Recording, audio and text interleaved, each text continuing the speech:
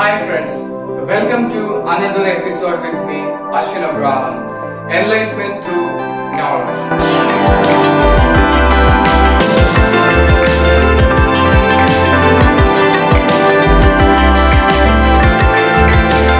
In this class, we are going to see a chapter from your textbook behind. When you turn the page, you can see this poem at unit number 4. The Lake Isle of Innisfree. The Lake Isle of Innisfree. So only one unfamiliar word you can find here, isle. Isle means island. So Innisfree is a place, and we are talking about an island in Innisfree. Let's begin the poem. The poet name is W.B. Yeats, William Butler Yeats. So we will shrink his name into W.B. Yeats. So he was a famous Irish poet. Irish poet, we remember the place Ireland. So he's an Irish poet. And Irish poet, he was a pillar of Irish literature. He was the main backbone. He was the backbone of Irish literature where in 20th century. Okay. And he was one of the renowned poet in Irish and one of the renowned poet in all over the world, W.B. Yeats. So, the poem is in lyric. This poem is lyric. What do you mean by lyric? Okay, so lyric is the personal emotions and feelings the poet expressed. And this is about the poet. Okay, the lyric is something that very personal and emotional feelings the poet expressed, and it is written in first person, which means poet says about himself. Innisfree is a place. Innisfree is a place where W is used to live when he was child. He spent his days, most of his days in Innisfree. So he had much and more memories about this place. This place is a very quiet place, like an island there, and he spent his childhood, most of the days of childhood there, and he was very passionate about this place. Okay, and he got a lot of memories.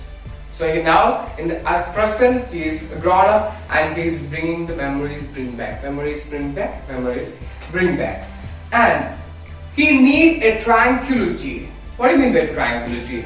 Tranquility is a state of calmness. A good vocabulary for you, tranquility, a state of calmness. Okay, so he wanted a state of calmness. He needed tranquility. Let's go through the first stanza of the poem. I will arise and go now, and go to Innisfree, and a small cabin builder of clay and dattles made. 9 bean rows will I have there, a hive for the honeybee, and live alone in the bee-loud glade. And he is saying, the poet is saying that he now wants to go and live there, live in Innisfree. So he will go there and he will build a small cabin there, a small cabin, build a box like a small hut. He need to build a small hut, and hut should have a battles, a fence made up of wood. Okay, battles. So he will make a fence made up of wood, that is battles, and 9 bean rows. So he need to eat something, right? So after moving there, he needs to eat something. So what he will make? He will make beans. You know that the vegetable beans. So he will make a 9 rows of beans there, so he can eat some food. And what he will make? And he will make another hive for honeybee. Okay, we'll make another hive. You know, honeybee. Honeybee hive. So he will make another hive for honeybee, and he will be only hearing that sound of honeybee. Okay, so when it flies or when it not just that sound, the sound honeybee make, right? So he only want to hear that sound rather than that area is full of peace, okay, the tranquility. No, he's very far from towns, no voice of vehicle, no factories, nothing. He will be in a tranquility, in a peace, only by hearing the sound of honey bee. Okay, so he will live in a very big and vast open place in a tranquility. And I shall have some peace there, for peace comes dropping slow, dropping from the veils of the morning to where the cricket sings. Their midnights own a glimmer, and noon a purple glow, and evenings full of linnet's wings. So he says that. So he says that he is getting, or he will be having peaceful, a mind peaceful, a mind peace. Okay, so how he will be having from morning till night. Okay, morning till night. So he describes it like that. Morning, what will be having? He will be having dropping from the veils of the morning. Dropping of the veils means, see, we can imagine that place is a place or that season is a winter season. Okay, we imagine that. Okay, so in winter, what we will see in the morning, we will only see the dews or the cloud or the mist, only we can see in the morning, right? So what we describe, that mist is like a veils, you know, veils in traditional or the women used to wear a cloth in front of them, right, to cover their face. So that is called veils, veils. Okay, so that is he describes that to the mist to the veils. So mist, it won't be clear, right? When a lady wear that and looking through that, the things won't be that clear, right? So the poet also feel like that he is wearing a veil and he is seeing the morning or the things which comes in the morning. So it is not that clear. So by seeing that, he is very happy, right? So in what happens in the next line, the cricket sings. And the cricket sings. You know, the cricket means that insect that gives him peaceful. I don't know how when the cricket sings he get peace, but we actually irritate because of singing when the insect, that cricket sings, right? Okay. And another thing, the midnight all a glimmer. Midnight all a glimmer means he's looking up the sky and he's seeing the stars, the planets. All these things are glittering, right? Shining. So that gives him peace. Then a noon, a purple glow. What happens when after the noon? What happens? Noon, in between noon and evening, the sky, the shine will be the sun will be like more shiny, and it gives a purple glow in the noon. And in the evening, full of linnet's wings. Have you seen the bird linnets?